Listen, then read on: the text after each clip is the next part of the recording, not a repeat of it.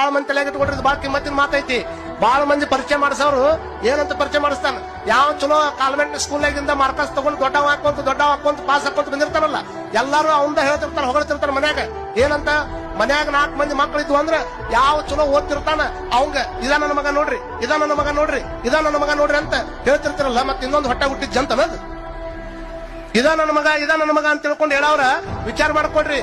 ಯಾವ್ದು ಚಲೋ ಓದ್ಕೊಂತ ಮುಂದೆ ಹೊಂಟೈತಿ ಅದಕ್ಕೆ ಇವ ನನ್ನ ಮಗ ಅಂತ ಹೇಳ್ತಿರ್ತಿರಲ್ಲ, ಅವ ಹಕ್ಕ್ಯಾಗ ಸಗಣಿ ಕಸ ಹೊಡ್ಯಾವ, ಇಲ್ಲಿ ಊರಾಗ ವ್ಯಾಪಾರ ಮಾಡ್ಕೊಂತ ಅಡ್ಡಾಡವ, ಅವ ಅಂತಿರ್ತಾನ ಇವನ ನನ್ನ ಮಗ ಅಂತ ಎಷ್ಟು ಪುಸಾಯಿ ಹೊಡ್ರಿ ಅವಂಗ. ಆದ್ರ ಅವ ಒಂದು ದಿವಸ ವಿಮಾನ ಹತ್ಕೊಂಡು ಬೇರೆ ಊರಿಗೆ ಬೇರೆ ದೇಶಕ್ಕೆ ಹೋಗ್ತಾನ.